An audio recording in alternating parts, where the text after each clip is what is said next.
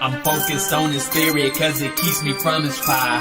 The Holy Ghost was with me, so my fear I leave behind. My sins were all diminished when he took that breath and died. And if you think I'ma give up on my God, the devil is a lie.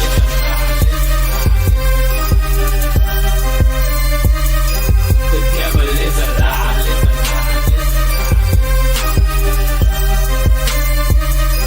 The devil is a lie.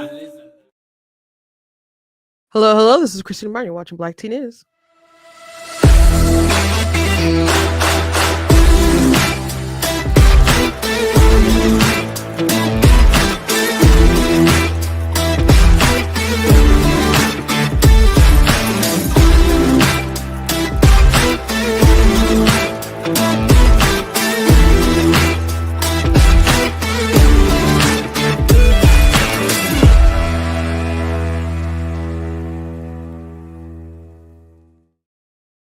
Hello, welcome to Black Teen News. I'm your host, Christina Barr, and today I want to talk about this clip of Elizabeth Warren being confronted about Biden and just how he was not with it and different things that she had said. So it's not a very flattering interview for her. Also, I want to talk about this clip from this podcast. It's called I've Had It podcast. This is a Democrat-leaning podcast, but they had on Rahm Emanuel, who was a former Chicago mayor, and he was talking about the issues with the Democrats and how they lost, and so she just didn't want to accept it and was saying, "Oh no, it's Trump and the Republicans who are obsessed with trans people and so on." And we talked about kitchen table issues and etc. And I definitely think she's delusional about that. Not that they didn't try to hit on those things, but you can't just be one thing for your entire career and then just try to switch it up and hide yourself for like 100 days. That you can't do that. So it's a conversation we've had many times, but maybe they'll hear me this time as we talk about it. And also Oakland elected Barbara Lee to be their mayor. Crazy folks there. But she believes in the $50 minimum wage, federal minimum wage. And that's insane. That's insane. So I want to talk about all these things that are just really insane for the Democrats. I think that I'm not even sure if that's the clip from this recent debate or if it's from another debate, because I know she said this before. But what can you do with someone who believes that? It's such an astronomically ridiculous thing to say that you would only say to people because you thought they were too stupid to rationalize it and think about it, I guess, in the real world, if that makes any sense at all. And they might be thinking, oh, I'll make $50 an hour. No, you just likely won't have a job. You likely won't have a job. So anyway, before we jump into everything, I want to encourage you guys to go to blackteennews.com, check out different content on my website, articles, videos, etc. If you like what I do, please consider leaving a donation at blackteennews.com/donate, because it does cost a stream, run my site, all that good stuff, so you guys can support. I very much do appreciate you guys. I recommend that you guys also go ahead and check out different merch that's available at the website, different t-shirts and mugs and so on. If you'd like to get any of that, I also recommend you guys check out some of my books that's available on Amazon. I have 18 all together. So, you guys can check out my children's chapter books or books in different other genres. I also have 2 books that are nonfiction, one of them being, of course, God is Blatantly Against Abortion. So I recommend you guys checking that out. There's a link in the description that leads you to an Amazon page where you can learn some more about those things. Also, in May next month, I will be at Motor City Comic Con. I'll be in Artist Alley. So if you are in the Metro Detroit area, I recommend that you hit me up. So that's it. I want to thank you guys for watching live, and to those of you who watch back later, always appreciate you guys. And let's start with Elizabeth Warren. So this is a short clip, but she was on a show, a podcast, and was confronted about things that she said about Joe Biden, his health, and how he was with it. I think every Democrat basically needs to be asked this question, because this really speaks to credibility. of the Democrats, and whether your constituents can trust you, not just your constituents, but just everyone in the country can trust you over something that was so obvious to everyone. How how much did you respect our intelligence? How much did you just respect us as voters?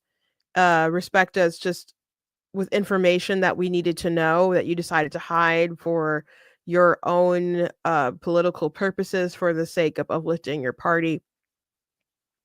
It's just madness. And since Democrats lost the election and they had to swap out Kamala Harris with Joe Biden with Kamala Harris. I guess they didn't have to, but that's what happened. And it was always going to happen that way. Um, People are still kind of having discussions on why they lost, and they are laying blame at the people who tried to cover this up, especially because now journalists like Jake Tapper and others, they're free and clear. Trump is president, Biden's not the president anymore. They're free and clear to write books about the big conspiracy and cover up. So there's a lot of different signs that were out there that people are reading about and now talking about. So it's a big scandal, not as big as it ought to be, but it's still a scandal. So I'm glad that she was asked about this, and every Democrat ought to be asked about their role in the cover up of Joe Biden. Do you regret saying that President Biden had a mental acuity? He had a sharpness to him. You said that up until July of last year. I said what I believe to be true. And you think he was as sharp as you? I said I had not. Let me just let me make that a little bigger for you guys and rewind it back, because her little her little laugh shrug, like her resistance to the laugh, and it is just everything. It's just everything. Till July of last year. I said what I believe to be true. And you think he was as sharp as you? I said I had not seen decline. And I hadn't at that point. You did not see any decline from 2024 Joe Biden to 2021 Joe Biden? Not when I said that. Okay. there's a little bit more, but his face when she said, "Oh, I hadn't seen decline." That's garbage. That is garbage. He's an old man. Like, maybe if we're all getting old together, maybe you don't see it as much, but man, you can tell decline when people get that far up in age. Like, even if they hadn't lost it, they just don't operate as quickly and can't process things as fast. So to just pretend like you hadn't seen decline like at all, there's a difference between like I haven't seen any decline, or there is some decline, but it's still well enough to do the job better than most people because he has so much to offer. Like that could have been like a narrative, but Joe Biden was so, touchy about it. He'd be like, "Watch me," when people confront him about his age, and the White House would push back on it really hard, and then you had people around him covering, like Kamala Harris and so on, and his staff, and the journalists, they're like, "Oh, well, the White House made us feel bad, so we're not gonna press it. We're just gonna trust them," because you guys just trust every other administration, right? Like if Trump tells you guys something, you just trust, right?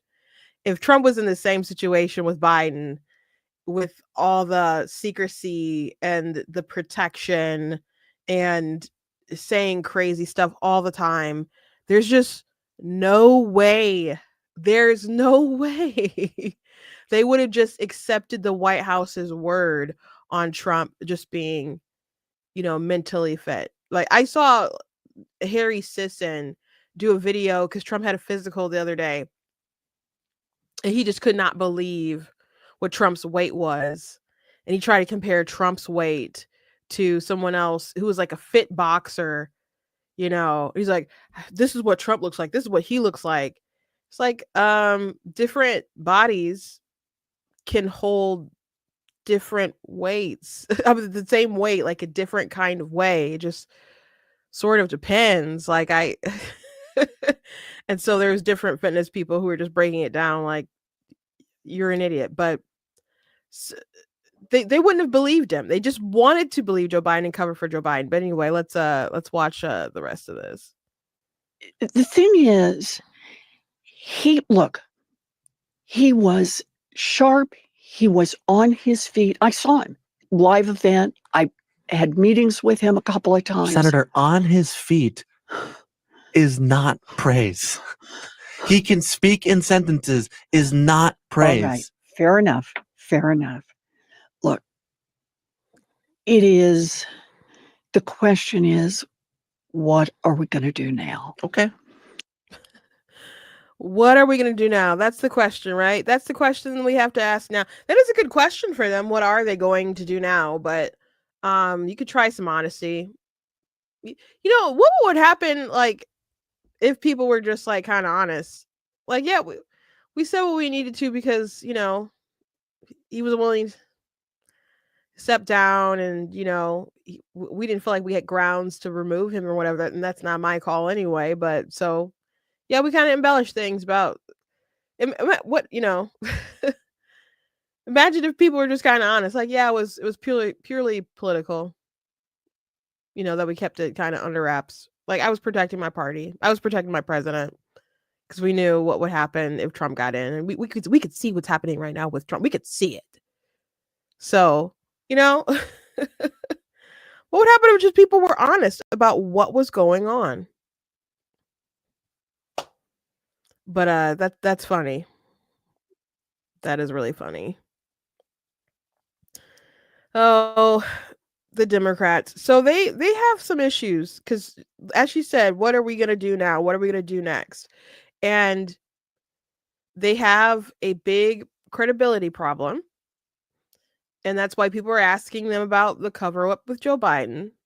So they have a credibility issue there. They have an issue with misplaced priorities. And we've talked about this quite a bit. And you can see it right now. Their focus on this MS-13 wife beater who was sent back home to El Salvador. They're focusing on that. I just saw a Politico article where the Democrats was talking about how the Democrats were going to focus on that. And that's really interesting. Like I know there's different protests going around across the country. There's a protest not too far away from me. I saw it when I was like driving around. I think on Saturday, there's a bunch of people who had different signs saying due process, we need due process. Trump's, terrible, blah, blah, blah. And if I had the time, I probably would have gone up to them and said, oh, due process is important. How do you feel about due process for the preborn? Because they are killed, their rights are taken away from them. They're denied those rights without any kind of due process, and got into those kind of conversations. So, I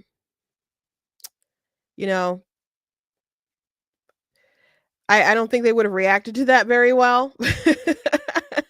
People are so crazy. I don't know if I directly want to do all those things alone in the spur of the moment. So I opted to not bother or whatever. But there's been headlines and articles about different protests that happen across Michigan, and they're happening everywhere. But that's a really big focus of the Democrats right now, when really they should be zeroing it on the economy, because Trump is losing ground with that. Actually, we've talked about that. We talked about the tariffs. I've been vocal that I'm not haven't been a fan of the tariffs. Apparently, Trump's the word on the street is that they're going to try to start kind of drawing back from that, but that's what Bessent is saying, or is coming from Bessent. I don't know about the other demons on Trump's shoulder that are really into tariffs.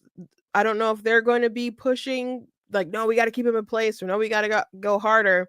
But they do need to do something to kind of self-correct here to get the economy in a better place, because folks are upset. I saw a poll that had a generic ballot for the midterms that had Democrats up.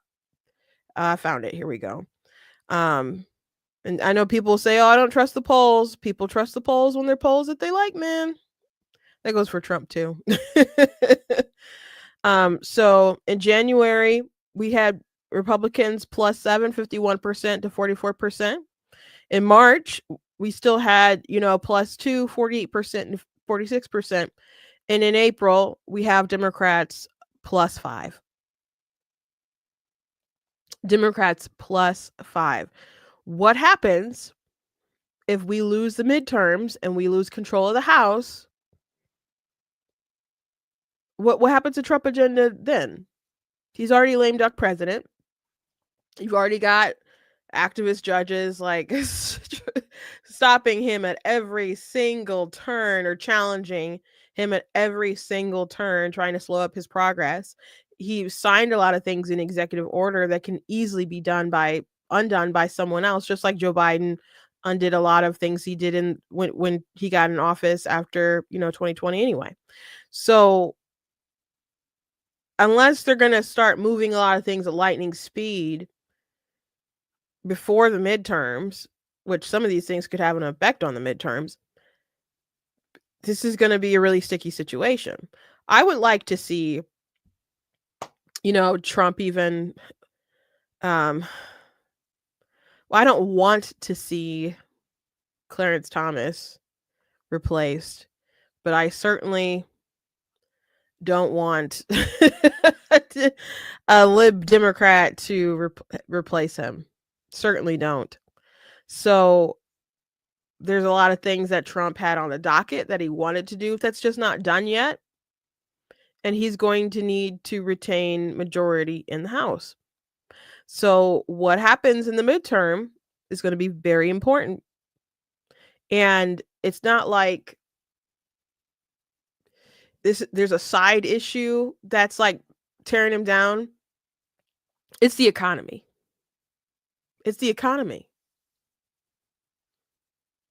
And I've talked about how there's some MAGA folks that have put out some pretty terrible narratives. Like when the stock market was crashing at Benny Johnson, other people like, oh, who cares about money? Ooh, you get character by losing money. Or people going online and making fun of business owners for like, oh, you want us to feel sorry for you because you got stuff from China and now your tariffs are gonna be like astronomical and you're gonna lose a lot of margin. Ooh, like not the right sort of mentality to have, guys. Not the right sort of mentality to have at all. So Democrats, they could be going all in on the economy stuff, but they're really, really focused on the immigration. And it is also interesting when they talk about like the tariffs, that's a tax on the American people. But y'all the ones who like taxes. It's not like y'all the party who's just like low taxes everywhere. That's not what you guys do. So I think they have issues there, but when it's just a reality that if it that people seem to like mixed government a lot. So Trump coming in with the House and the Senate, granted slim margins on both, but especially the House.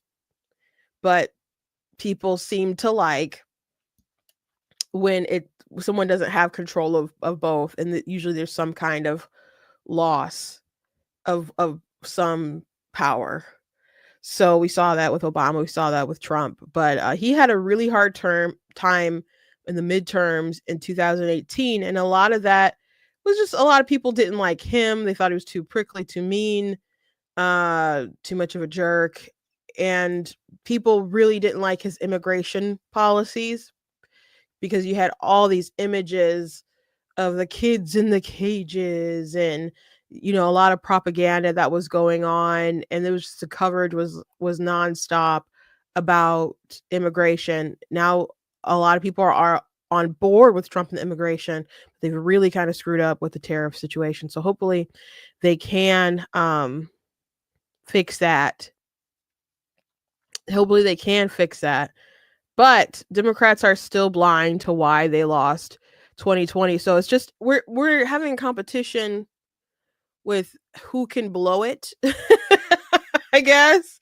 I don't know if it's how much of the midterm will be about who can really win this thing versus who's going to blow it, because both teams aren't doing a great job here, I don't think. So here's Rahm Emanuel, who was a former mayor of Chicago. He's Obama's buddy, who coined the phrase "never waste a good crisis."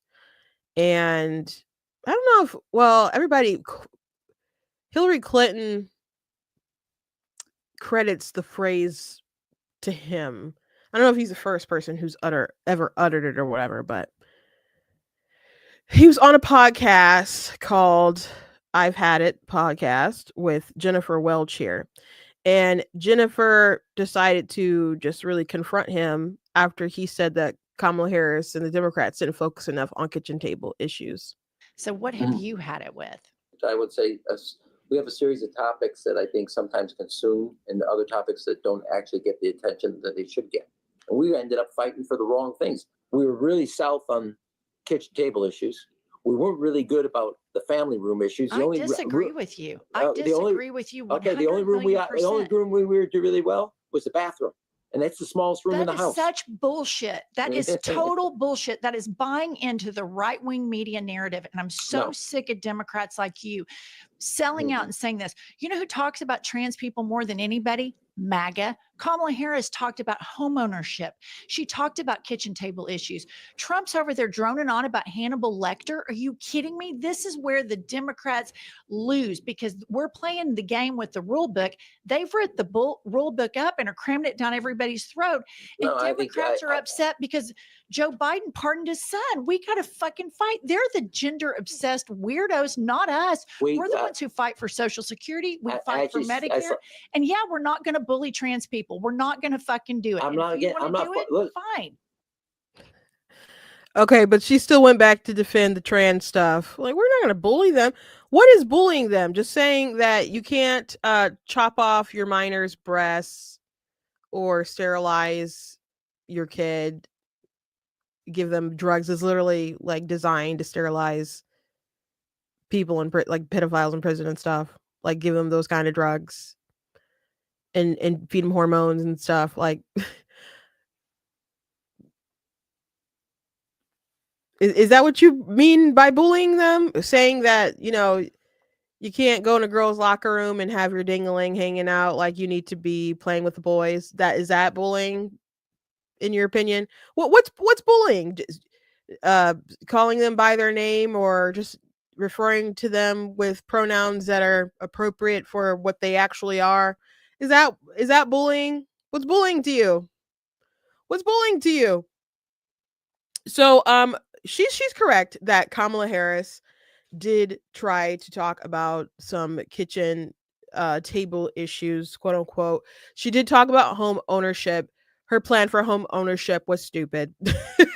She did talk some economic policies, and they were deranged.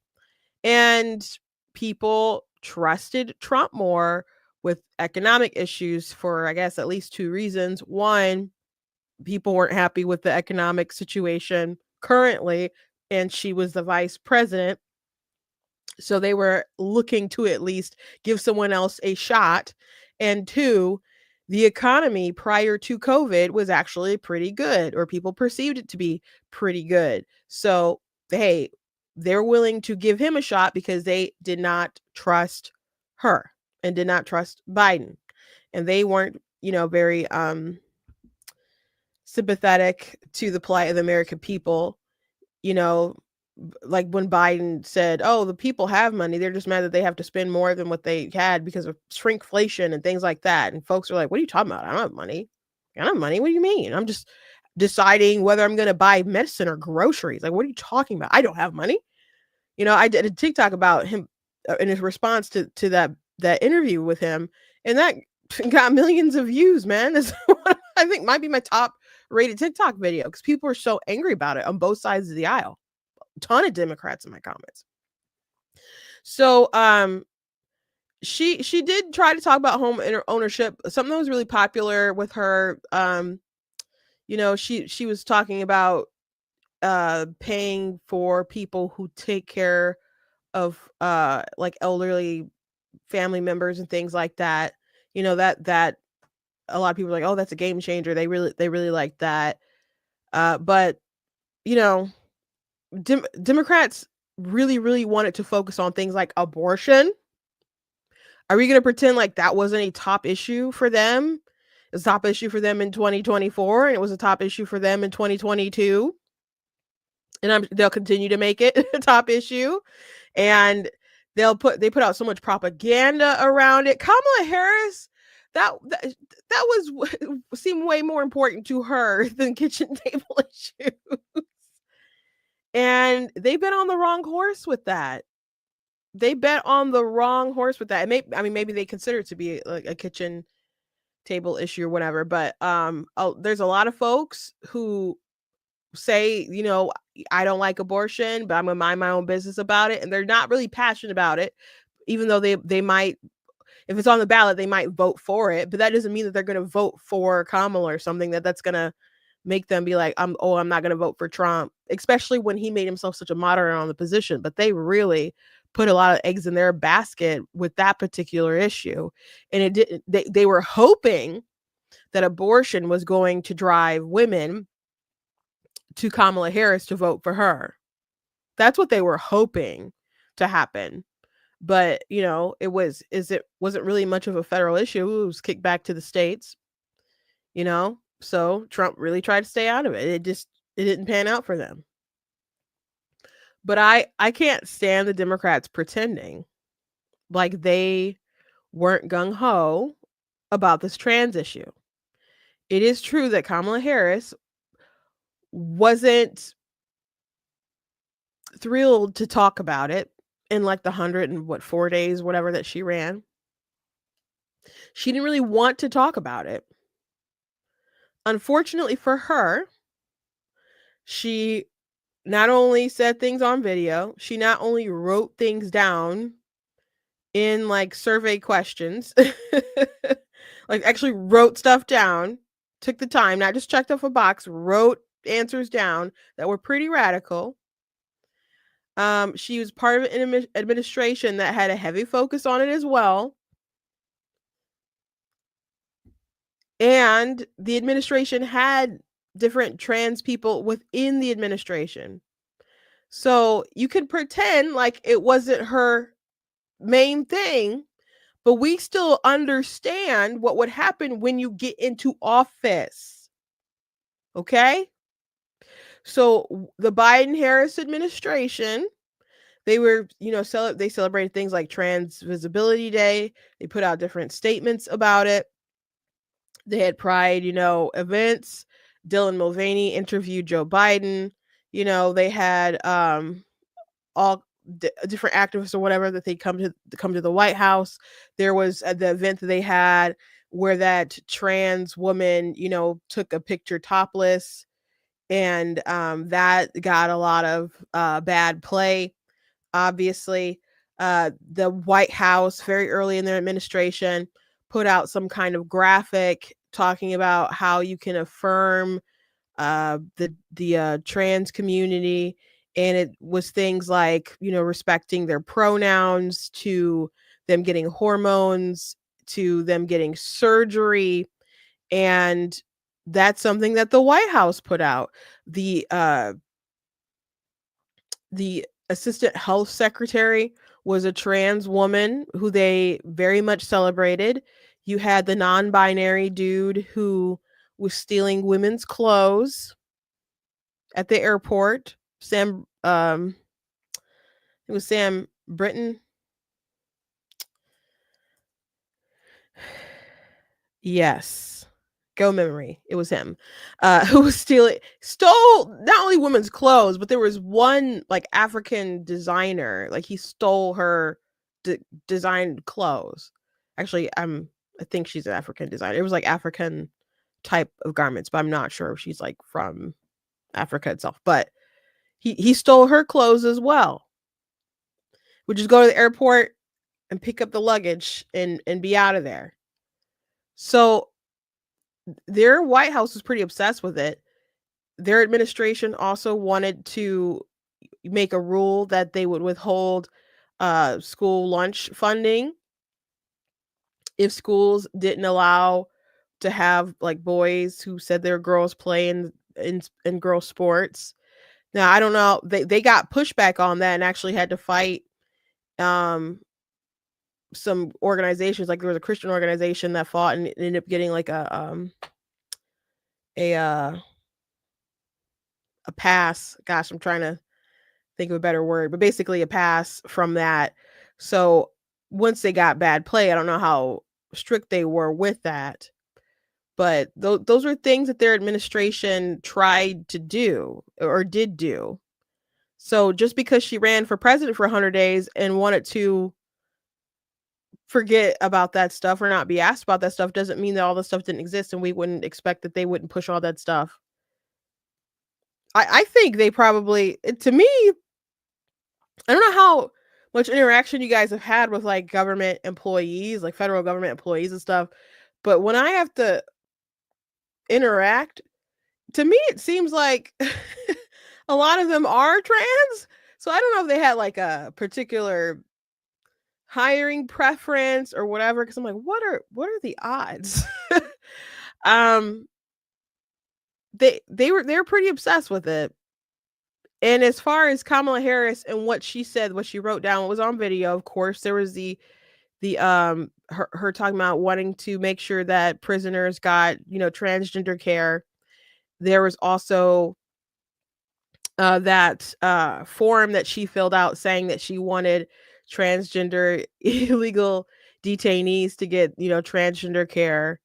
So, I understand that when she was running for president, which by the way, we cannot forget that the first 40 freaking days she went without having like a sit down interview. The first 40 days, only ran for like 100 something days. And she was not really pressed about her past positions. And she'd have like different folks who would kind of speak on her behalf saying like, oh, she doesn't believe this anymore. Oh, she's not supporting that. Oh, but it wouldn't really come from her mouth too much. And when she was finally asked very close to the election about trans issues, she wasn't against them, but she was, for them. She wouldn't speak as strongly in support because she was trying to win and had to try to moderate, but it still is what it is. So Democrats pretending that it was just the Republicans who were obsessed with all this bathroom stuff. You want to know why Republicans talked about it? Because it's an 80-20 issue. Because people inherently know that it's unfair to have Leah Thomas or other folks race, run, swim against women. They inherently know that to be the case. They have to make up some kind of stupid jargon in their head to get around that.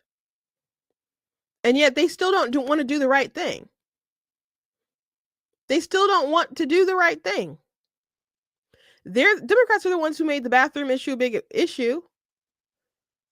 Like we didn't talk about this stuff like a couple years ago, at least not, especially not to the degree that we're talking about it now. But there was like a city ordinance or whatever that said that they had to do it, so they repealed that, and then it just kept going in like I think it was in North Carolina, and then the baseball game, like the All-Star game, I think ended up saying that they weren't going to have it there, and people were boycotting the state, and just all kinds of different craziness about that issue. Like it just kept expanding, and that was at a time where I know there was so much pressure. We were kind of on the losing end of that, but the pendulum has swung. People are concerned about what's being taught in their classrooms, the kind of books that were read to folks, to young kids. There was the boy who assaulted the girl, who was the boy in the skirt, and that father ended up getting arrested after he was there at an event at the like a town hall or something. And the superintendent claimed that they hadn't had any assaults, so he was dishonest. And they took that headline after the dad got arrested and put that in a letter that was coordinated by the White House and the National School Board Association to say that they needed to have the DOJ use things like the Patriot Act against parents. So they're just wrong. They're just wrong. So full of it. Maybe I don't know if they haven't been paying attention to the things that they were saying, the things that they were doing. I don't understand how she could be so delusional. And then to say something, I don't know if you guys caught that. She was like, "Oh no, there's the MAGA people who are obsessed with the trans issues, and while Donald Trump is over here talking about Hannibal Lecter." Do you think Donald Trump made Hannibal Lecter a campaign issue? Like he does a lot of rallies. He talks all the time for a long time. By the way, his rallies are not short. They're already not short by the time that he gets there. And then you have to wait because it's like scheduled time of like nothing happening in between. I don't know why they schedule it like that. And then he's usually late, and then he'll talk for like an hour plus, but he might have other people on the stage before him when he comes because he always has a posse. But anyway, he says a lot of the same stories, you know, and there was something where he mentioned like Hannibal Lecter, like when he talked about villains or something like that, but that wasn't like a campaign issue. And I remember like Democrats bringing that up like it was some kind of big, like, oh my gosh, she's talking about Hannibal Lecter. He talked about a lot of things. He talked for like, again, an hour plus, and that's what you folks are focused on, you know? So you're trying to complain about your side being misrepresented, and then you misrepresent or hone into this really silly thing that Trump will mention sometimes, but he was talking about issues all day, every day. As a matter of fact, Kamala Harris started to rip some of them off, like no tax on tips. So anyway, are Democrats going to be able to get themselves together? Meghan McCain, the reason why I saw this because Meghan McCain had retweeted it. And she said, this clip really encompasses the ideological and generational fracture in the Democrat Party. How the party resolves this in 2028 remains a mystery because there is no room for both of these perspectives on one ticket. And Rahm Emanuel was giving good advice, like we need to be more focused on kitchen table issues, and we were really focused on bathroom stuff. And she just would not even accept reality. She wouldn't even accept reality. Well, I'm sorry, you can't just pretend to be a different person for 100 days and expect that it's going to solve everything. So anyway, I want to play this clip of Barbara Lee. She's a congresswoman who's now going to be the mayor of Oakland, rip to California. But I guess you vote for what you deserve, man. You know, Chicago, they elected a really terrible mayor after having a really terrible mayor, and he has a terrible approval rating. And you would think after all the nonsense California has been through that maybe there people would start kind of start turning a corner. But this is the sort of nonsense that they just elected. So if you haven't heard this, it's a doozy. Hour. You're calling for a $50 an hour federal minimum wage. That's 7 times the current national minimum wage of 7. 50. 50. I remember when this came out before. 50. How could anyone know this exists and be like, I'm going to vote for that person.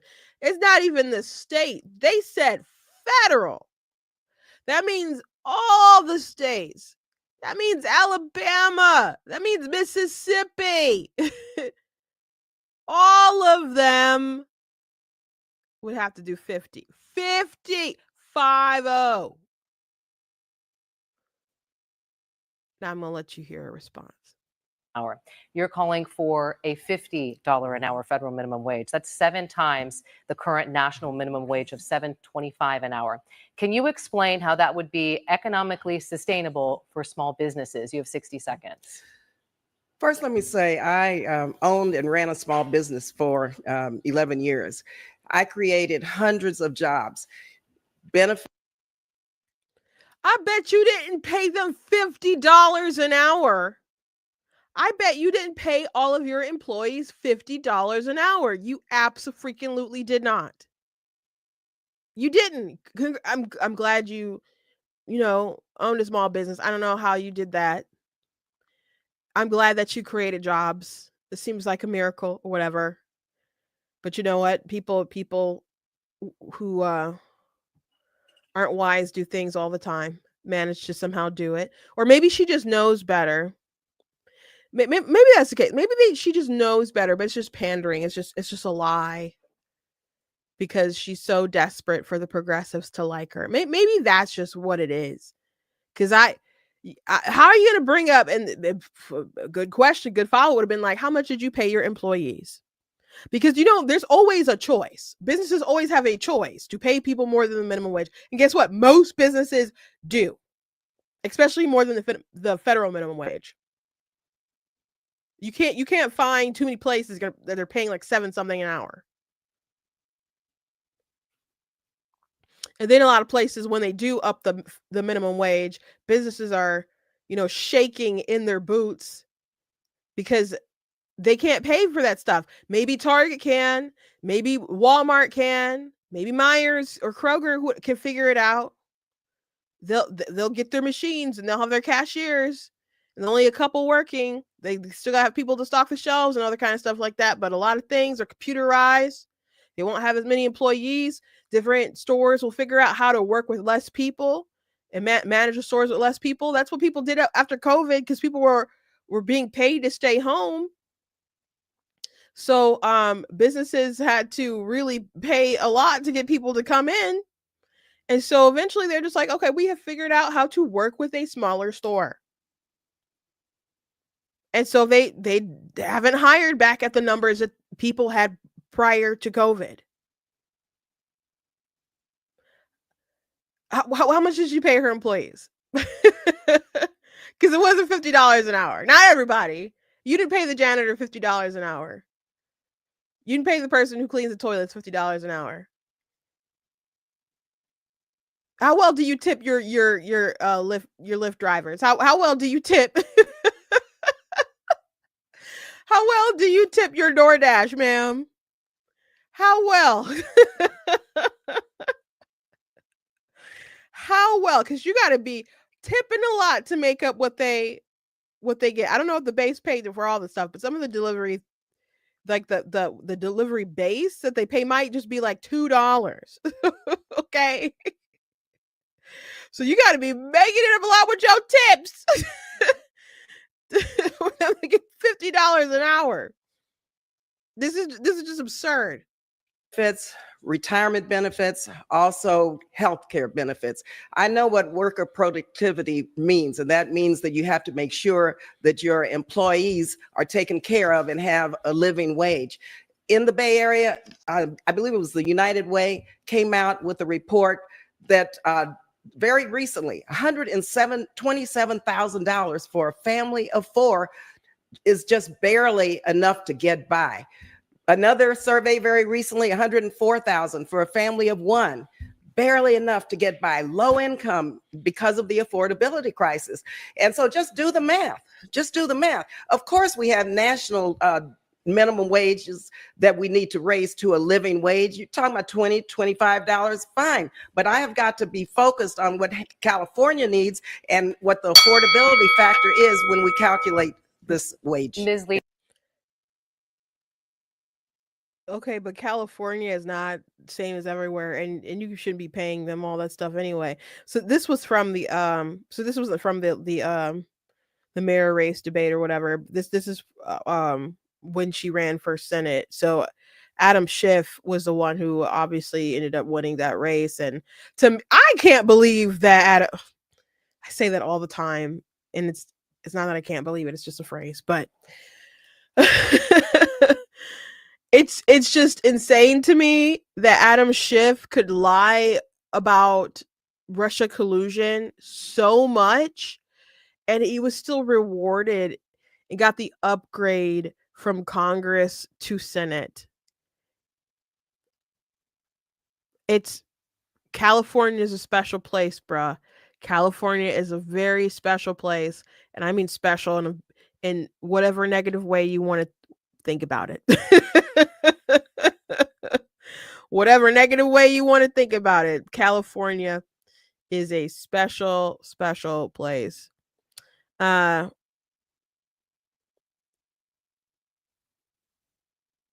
you imagine having to pay a teenager $50 in a snowstorm because hold on.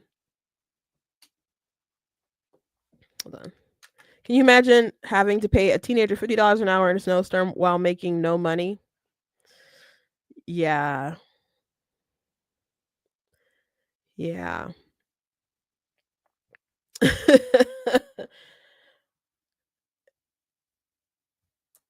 That'd be nuts. You have to send them home real quick. Because sometimes your store is not making money. Sometimes your stores make negative money because people have returns. That's a possibility. Some stores don't matter. People will find a way to get there. Like I used to work at Micro Center. People will find a way to get to Micro Center for them sales and to buy their computers or whatever. I mean, we had slow days, but we usually had pretty good sales days and stuff, but sometimes it would be rough. Even at Target, it could be like rougher sales, just depending how bad everything was. But that was madness, man. But anyway, she has some crazy ideals, and she will be, able to focus on Oakland like a laser. So that's what California unfortunately has to deal with, but they are the ones who continue making that bed, man. I don't know what else to say. Another interesting thing that's going around, Nancy Mace posted an interaction that she had with a trans identifying male, and she noticed that the voice got pretty deep. Was I think the deep voice came out of nowhere. So, this is going around, so I want to show you guys. Does your husband call you babe? Okay. Let me try to zoom it out so you guys can read it. There's some captions. He asked, "Does your husband call you babe?" And she says, "I'm not married." And then she calls him a tranny. And then his voice gets really deep. Does your husband call you babe? I'm not married. Okay, so even better. I don't care. Okay, so I would like for you to apologize, but it is derogatory, and second of all. Is tranny derogatory to you? Well, yeah. Yeah. Of course the fucking is. Tranny. Yeah, tranny. If that's derogatory,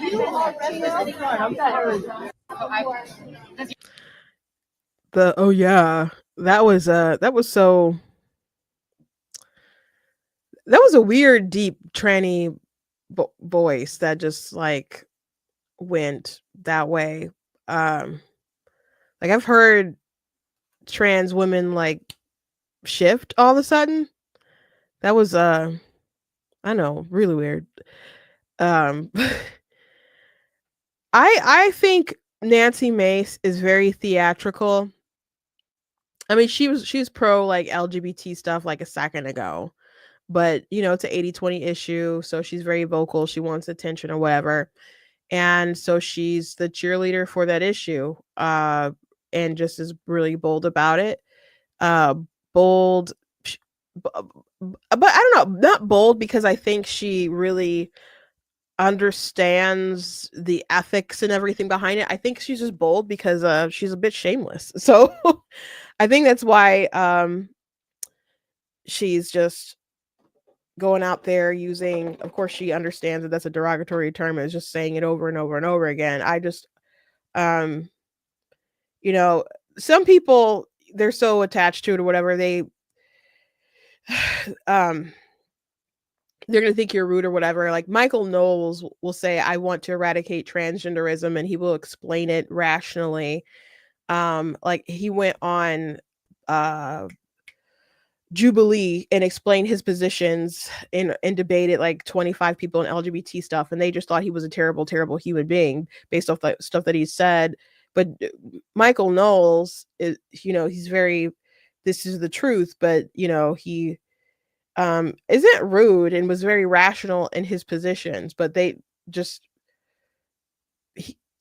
sees it as him attacking their ideology, and they can't separate their ideology from their actual being, and so they feel like he's really like attacking them personally. Nancy Mace will just try to go for the jugular again because she's just kind of shameless, but her security did think that he was going to throw that fern, but apparently he just kind of took it. But yeah, that's my opinion on Nancy Mace. I don't think she's some kind of great warrior for the cause. Not that I'm not grateful for her standing up, but I just I want to see everybody just kind of get back to normal and not tolerate this stuff. Anyway, that's the show for today. I hope you guys enjoyed it. Please go to blacktnews.com, check out different content on the website, articles, videos, etc. If you like what I do here, please consider leaving a donation on the website because it does cost to stream, run my site, all that good stuff so you guys can support. I very much appreciate it. Appreciate you guys. Ask that you guys also check out different merch that's available at the website. You guys can also check out different books that I have available online on Amazon. There's a link in the description. If you're watching on Facebook and YouTube, that'll take you to a page where you can learn some more about some of my stuff. You guys can go to ninjadustpublishing.com. Thank you guys for being here, being in the comments, and to those of you who who watch back later, God bless you.